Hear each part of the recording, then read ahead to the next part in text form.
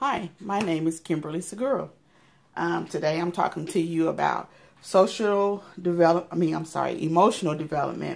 and parenting styles. First I'm going to start off with the emotional development. Alrighty. Emotional development and personalities. It deals with positive thinking, fear, anger management, questioning skills, communication, stress, self-confidence, time management, self-esteem, goal setting, decision-making skills. A lot of this is starts from parents. We teach children about fear by how we interact when they fall, when they get too close to a stove, something, anything that could cause harm. The way we react teaches them how to react to fear. We also teach them about self-confidence, teaching them how to believe in themselves, how to encourage themselves when no one else encourages them. They learn how to do this on their own. Goal setting. We teach children not to give up. Keep pushing. It doesn't look good right now, but keep pushing. You can make it. Decision-making skills. Well, that's one of the big things that we as parents really teach them is decision-making skills. Deciding, making right choices, whether this is good or whether this is bad. They want to imitate us. So their children are watching what we say, what we do. Okay. The next one is attachment and emotional development. Attachments are something that children learn from a young age, from infancy, about that attachment. I will use myself as an example. I was one of those children that was very attached to her mother. I was the fifth of 6 children. I was also a child that was born after a child that died, a year to a month of a child dying. So my mother kind of probably catered more to me because the child before me died. So I was very attached to her to the point that one morning when she left to take my father to work, I went searching for her in the house and couldn't find her. And I was about 2 years old. I was still in diapers. I was still sucking on a pacifier. Some kind of way, I got downstairs of an apartment and got out the front door and actually walked across the street of a busy street on 23rd, and I believe that's Martin Luther King, I want to say. The store at the time was called Humpty Dumpty, and that's where I ended up, was at this store called Humpty Dumpty. And a lady found me there and took me to her house, called 911, and my mother happened to just call when she got to my father's job. Well, actually, she stopped by a relative's house after she dropped my father off to check on me, and they said, "Didn't you take her with you?" And she said, "No." They said, "Well, she's nowhere in the house." And got there to the house, thought someone had kidnapped me, and happened to find me. Later, the lady called and said, "Hey, I found this little girl in the parking lot of the grocery store." So that attachment, it didn't even stop there. It continued even into my elementary years. I just had a difficult time being separated from my mother, even as early as the 4th grade that I can remember. Well, third grade that I can remember, because I had a teacher that was very mean to me, and I would, as soon as my mother would drop me off, I would literally walk back home because I did not want to be away from my mother. So sometimes children can have an attachment that is severe to those dangerous situations. So that's my example.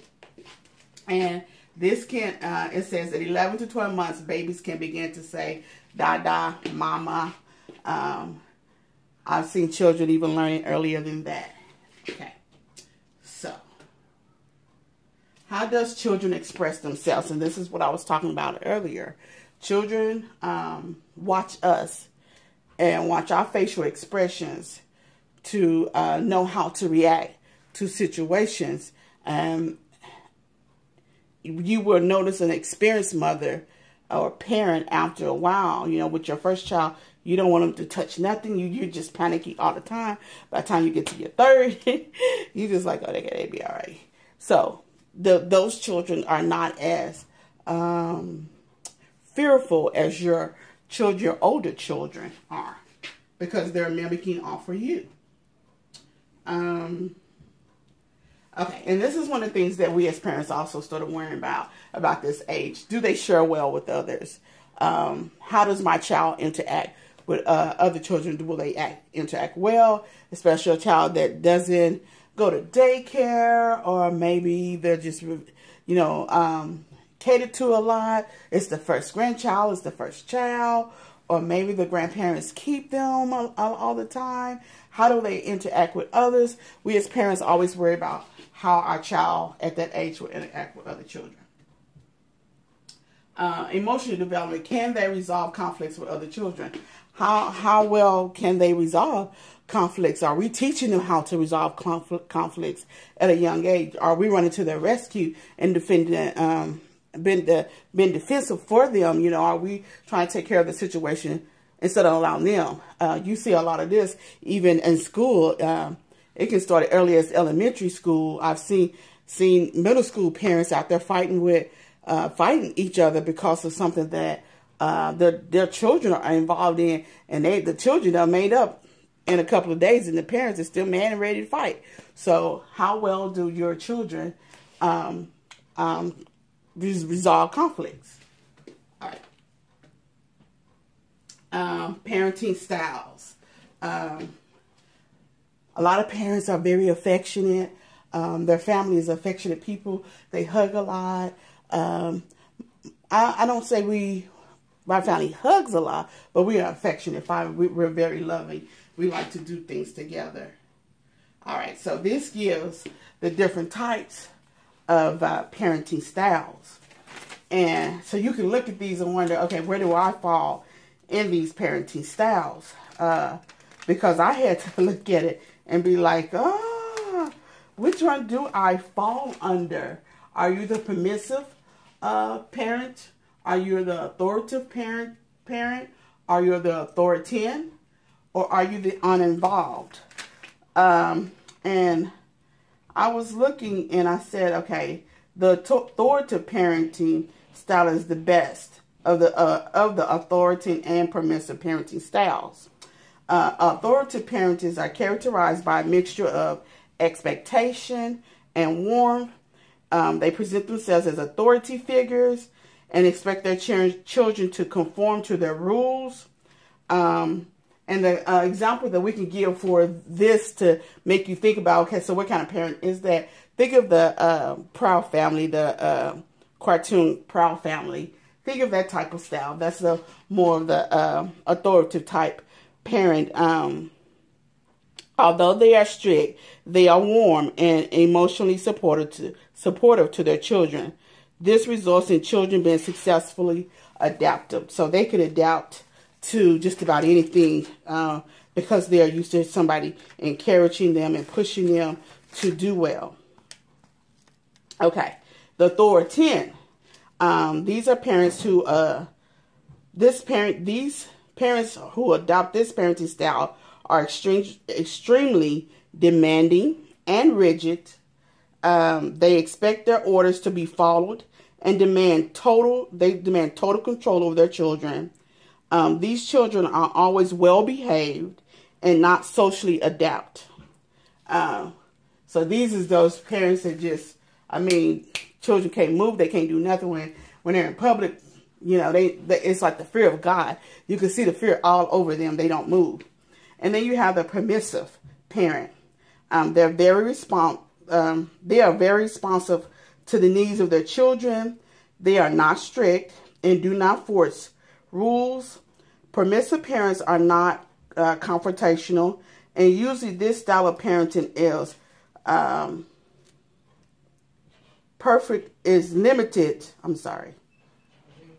It's perfectly limited to their personalities. Parents allow their children to be independent and adventurous without any restrictions. Children of permissive parents tend to be rebellious and defiant when desires are not granted to them. So, an example to think about for this is, think of the Simpsons, the cartoon Simpsons. The parents are very permissive. Bart does everything. They just go around, and the parents are not saying anything. They allow them to do anything they want to do. So as I looked at this, I said, okay, I fall under the authoritative parent. I'm strict, but I'm very loving. My children tend to respond very well to me, whereas my husband is more the authoritative. But we meet in the middle, and we're still that loving family that their children are very adaptive to anything. So, and then, I'm sorry, I have last one. And this just gives an example of the authoritative,